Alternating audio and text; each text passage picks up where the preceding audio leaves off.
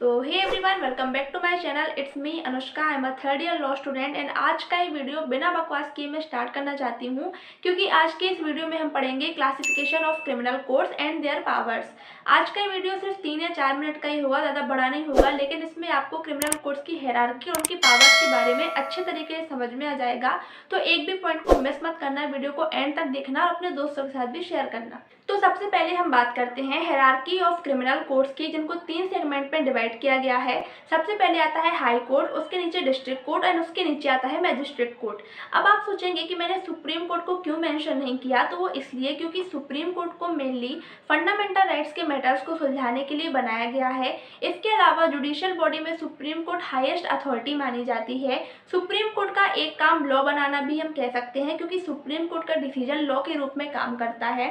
इसके अलावा supreme court जो है उसके पास क्रिमिनल मैटर्स में ओरिजिनल जुरिसडिक्शन नहीं है। मतलब अगर आपके साथ कोई क्रिमिनल मैटर हुआ है तो आप डायरेक्ट सुप्रीम कोर्ट में अपील नहीं कर सकते, लेकिन इसके अलावा आप लोअर कोर्ट्स के फैसले के खिलाफ सुप्रीम कोर्ट में अपील जरूर कर सकते हैं। इसके अलावा क्रिमिनल मैटर्स में सुप्रीम कोर्ट के पास कुछ और पावर्स भी हैं, जैसे सुप्रीम कोर्ट किसी क्रिमिनल मैटर को एक हाई कोर्ट से दूसरे हाई कोर्ट में ट्रांसफर कर सकती है, या किसी लोअर कोर्ट से हाई कोर्ट में ट्रांसफर कर सकती है किसी क्रिमिनल मैटर को। सुप्रीम कोर्ट के पास ये पावर है। तो अब हम बात करते हैं जुरिसडिक्शंस ऑफ कोर्ट्स की, कि किसके पास कितनी पावर्स है और कौन सा कोर्ट कितनी पनिशमेंट दे सकता है। तो अगर हम सबसे नीचे के लेवल से देखें तो सबसे पहले आता है court of judicial magistrate second class, जिसकी मैक्सिमम पनिशमेंट जो वो दे सकता है वो है 1 साल की इम्प्रिजनमेंट और 5,000 तक का फाइन वो लगा सकता है। इसके बाद इसके ऊपर आता है court of judicial magistrate first class, जो हाईएस्ट पनिशमेंट दे सकता है 3 साल की और 10,000 तक का फाइन इम्पोज कर सकता है। इसके बाद जो कोर्ट आता है वो है court of chief judicial magistrate की, जो मैक्सिमम 7 साल तक की पनिशमेंट दे सकता है और फाइन जो अनलिमिटेड इम्पोज कर सकता है। अब अनलिमिटेड का मतलब ये नहीं होता कि कितना भी फाइन लगा दो, वो फाइन जो है वो अपराधी की सिचुएशन को देखकर ही डिसाइड किया जाता है। इसके बाद आते हैं सेशन कोर्ट्स। सेशन कोर्ट्स में मेनली 3 टाइप के जजेस बैठते हैं। सबसे पहले सेशन जज, इसके बाद एडिशनल सेशन जज एंड इसके बाद असिस्टेंट सेशन जज।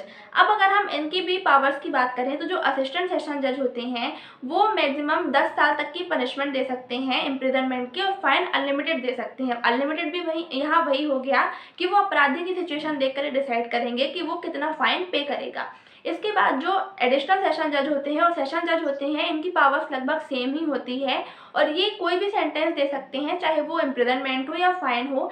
लेकिन अगर वो डेथ पेनल्टी देते हैं तो एक बार हाई कोर्ट की कंफर्मेशन लेना इंपॉर्टेंट होता है, सीआरपीसी के सेक्शन 366 के तहत। इससे हमें ये पता चलता है कि हाई कोर्ट कोई भी पनिशमेंट अपराधी को दे सकता है, उसके पास जुरिसडिक्शन होता है।